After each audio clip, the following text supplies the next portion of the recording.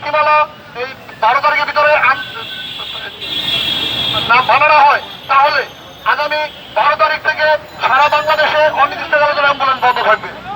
আমরা যেহেতু আমরা সরকার থেকে এই স্বাস্থ্য অধিদপ্তর আমাদের এই অ্যাম্বুলেন্স স্বাস্থ্য সেবার পাশাপাশি কাজ করতেছে, স্বাস্থ্য অধিদপ্তরের পাশাপাশি কাজ করতেছে। বাংলাদেশ সরকারের বিভিন্ন স্বাস্থ্য ক্ষেত্রে বিভিন্ন জায়গায় ভর্তুকি আছে, কিন্তু অ্যাম্বুলেন্সের কোনো ভর্তুকি নেই।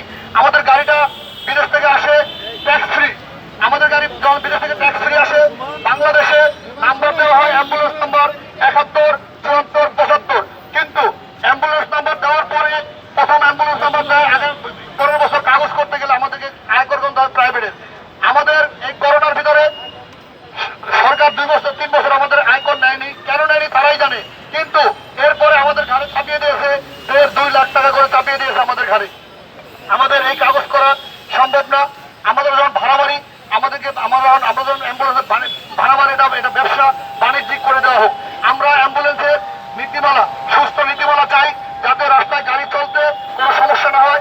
আমরা রোগীদের সার্ভিস দিতে চাই, যাতে পেশেন্ট ও ডেড বডি সুন্দর সার্ভিস পায়।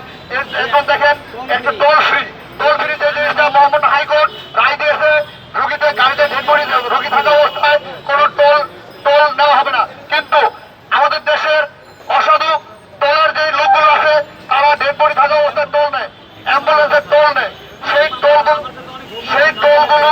টোলগুলো যেন যদি ফ্রি হয় তাহলে আমরা আরো সুন্দর সেবা দিতে পারি মানুষকে। আমরা মানুষদের জন্য যাতে অসহায় গরিব অসহায় মানুষ যাতে ফ্রি সার্ভিস সুন্দর সার্ভিস পায়, কম টাকায় সার্ভিস পায়, সেদিক লক্ষ্য করে আমাদের এই আমাদেরকে বাণিজ্যিক যে রেজিস্ট্রেশন দেওয়ার করেছে সেটা যেন আমাদেরকে প্রণয়ন করে এটা বাস্তবায়ন করার লক্ষ্যে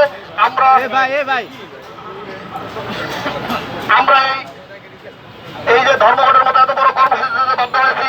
আর ডেড বডি থাকা অবস্থায় আমাদেরকে প্রাইভেটের মতো সিরিয়াল দিয়ে গ্যাস দিতে হয়। আমরা প্রাইভেটের মতো সিরিয়াল দিয়ে কেন গ্যাস দিব? একটা রোগীর নাকে অক্সিজেন লাগানো, তাও ওই অক্সিজেন থাকা অবস্থায় বহুশ রোগী থাকা অবস্থায় পাম্পে সিরিয়াল দিয়ে গ্যাস দিতে হয়।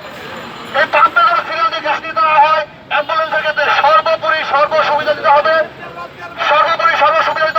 সাধারণ মানুষদের দিকে লক্ষ্য করে সাধারণ মানুষদের কথা বিবেচনা করে অ্যাম্বুলেন্সকে সর্বোপরি প্রায়োরিটি দিতে হবে। যেমন মনে রাখবেন, আজকে যাদের বাড়ি আমার বাড়ি শরীয়তপুর, আমি এই জায়গা থেকে যদি শরীয়তপুরে একটা অ্যাম্বুলেন্স মাইক্রো নিতে যাই তাহলে এটার ভাড়া আসে 12,000 টাকা, আর আমার অ্যাম্বুলেন্স ওই জায়গায় ভাড়া আসে 6,000 টাকা। অর্ধেক ডিস্টেন্স, যদি অর্ধেক টাকা ডিস্টেন্স হয় তাহলে কেন অ্যাম্বুলেন্স আয়কর বাণিজ্যিক হবে না? আমরা সুন্দর সুস্থ একটি নীতিমালা চাই, যেই নীতিমালা অ্যাম্বুলেন্স চলতে পারে, যত মালিকদের কোনো ব্যাঘাত না ঘটে অ্যাম্বুলেন্স চালাইতে, ড্রাইভারদের কোনো ব্যাঘাত না ঘটে, প্রশাসনের জন্য আমাদেরকে হেল্প করে অ্যাম্বুলেন্স চালাইতে। আল্লাহ হাফেজ, আসসালামু আলাইকুম ওয়া রাহমাতুল্লাহি ওয়া বারাকাতুহু। আমরা দেখতে পেলাম বিশেষ করে আমাদের দাবি মানতে হবে। আমরা মানবতার ফেরিয়ালা, বিভিন্ন দুর্যোগে আমরা মানুষের পাশে গিয়ে দাঁড়াই। দুর্যোগ হলে ত্রিপল লাইন থেকে ফোন দিলে আমরা ছুটে চলি, টাকার দিকে কোনো লক্ষ্য করি না। অথচ প্রত্যেক দিন অ্যাম্বুলেন্স চলাচলে বাংলাদেশে 15 থেকে 20টি মামলা হয়, 2 থেকে 3টি গাড়ি ডাম্পিং হয়। যেই গাড়িতে আমার প্রধানমন্ত্রী থেকে রাষ্ট্রপ্রধান থেকে শুরু করে একটা ফুটপাতের লোক যে গাড়ি দিয়ে চলাচল করে, সে গাড়ি কেন ডাম্পিং যাবে আর কেন মামলা হবে? আমরা 2023 সাল থেকে আন্দোলন করে আসছি, আজ পর্যন্ত নীতিমালা আমরা করতে পারলাম না। লাল সুদায় বাধা আছে সচিবালয়ে। গত মাসের জানুয়ারির 24 তারিখে সচিবালয়ে খসড়া নীতিমালা আসে, সেটা আজ পর্যন্ত আলোর মুখ দেখে নাই। আমরা গ্যাস দিতে গেলে পাম্পে আমাদের সিরিয়াল ছাড়া গ্যাস দিতে হবে।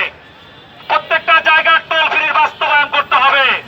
আমরা নীতিমালা চেয়েছি সুস্থ সুন্দরভাবে চলার জন্য, কোনো মানুষ যেন, কোনো যাত্রী যেন, কোনো অ্যাম্বুলেন্সের রোগী যেন তারা না ঠকে। আজকে রাষ্ট্রের কাছে ভালো একটা দাবি নিয়ে এসেছি, দীর্ঘদিন যাবৎ আন্দোলন করছি। আমরা রাস্তায় ট্রাফিক সার্জনের সাথে কেন আমরা তর্কে জড়াবো? কেন তাদের সাথে আমাদের কথা কাটাকাটি হবে? কেন তারা আমাদের গাড়ি ডাম্পিং করবে এবং মামলা করবে? আমরা সেটা চাই না। স্বাধীন দেশে বাস করে 54 বছর হলো, অ্যাম্বুলেন্সের একটি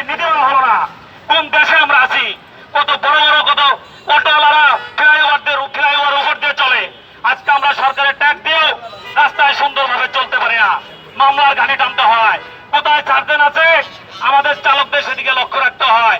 সার্জনদের সামনে দিয়ে গেলে তারা গাড়িটিকে থামিয়ে রোগী থাক রোগী না থাক মামলা দিয়ে দেয় 10 থেকে 20,000 টাকায়। একটা গাড়ি মাসে কত টাকা কামাই করে আপনাদের মনে রাখতে হবে। আমরা ধর্মঘটে যেতে চাই না, আমরা এই রাষ্ট্রের সকল কাজে সহযোগী হতে চাই। আমাদের দাবি অতি সত্বর মেনে নেওয়া হোক। সারা বাংলাদেশের অ্যাম্বুলেন্স মালিক সমিতির নেতৃবৃন্দের সমন্বয়ে একটি নীতিমালা কমিটি বাস্তবায়ন করা হোক, যেই কমিটির মাধ্যমে একটা নীতিমালা হবে যেটা আমরা সবাই মেনে নেব। আর এই কমিটিতে অ্যাম্বুলেন্স মালিক সমিতির নেতৃবৃন্দের রাখতে হবে। যদি আপনারা একতরফা ভাবে সে কমিটি আমাদের উপরে চালিয়ে দেন, সেই ক্ষেত্রে আমরা কোনোভাবে এটা মেনে নেব না। বাংলা